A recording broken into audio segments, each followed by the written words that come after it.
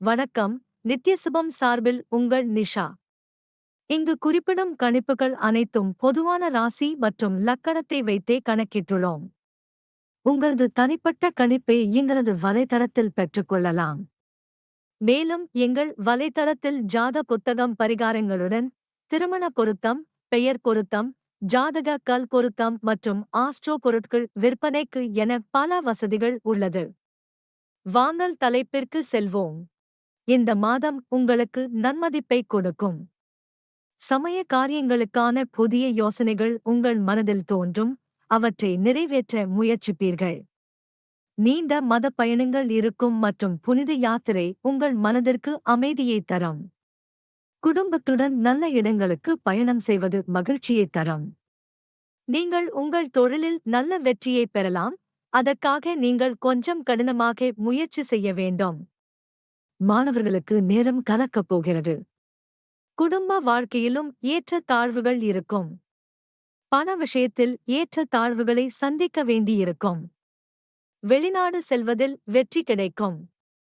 வேலையில் இருப்பவர்களைப் பற்றி பேசுகையில் 10ஆம் வீட்டுக்கு அதிபதியான சுக்கிரன் பகவான் செவ்வாயுடன் 8ஆம் வீட்டில், அதாவது மாத தொடக்கத்தில் 5ஆம் வீட்டில் இருப்பதால் பலமான வாய்ப்புகள் இருக்கும்.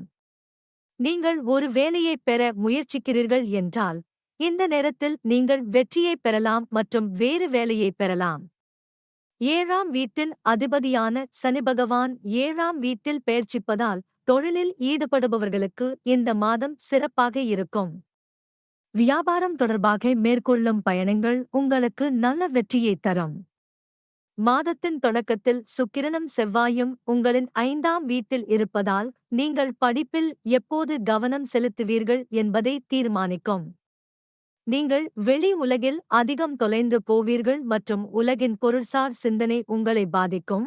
இதன் காரணமாக நீங்கள் கல்வியில் தடைகளை சந்திக்க நேரிடும்.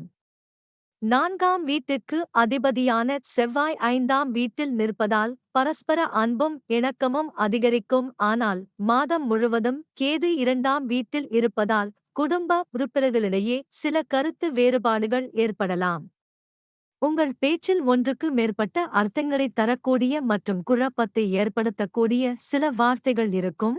இதன் காரணமாக குடும்ப உறுப்பினர்களிடையே பரஸ்பர மனக்கசப்பு அல்லது பிரிவினை ஏற்பட வாய்ப்புள்ளது. அதைக் கடக்க நீங்கள் கொஞ்சம் பொறுமை காட்ட வேண்டும். செவ்வாய் மற்றும் சுக்கிரன் காதல் முழு வாய்ப்புகளை உருவாக்கும். உங்கள் இதயம் காதல் உணர்வால் நிரப்பப்படும் மற்றும் உங்கள் கலைத்திறன் மூலம் அதை உங்கள் காதலிக்கு தெரிவிக்கும் கலையை நீங்கள் அறிவீர்கள். இது உங்கள் இருவருக்கும் இடையிலான நல்லிணக்கத்தை மேலும் மேம்படுத்தும். ஒருவருக்கொருவர் இதயத்திற்கு நெருக்கமாக உணருவார்கள். இந்த மாதம் திருமண வாழ்க்கைக்கு சாதகமாக இருக்கும். 7ஆவது வீட்டின் அதிபதியான சனி பகவான் 7ஆவது வீட்டில் மட்டுமே அமர்ந்திருப்பார்.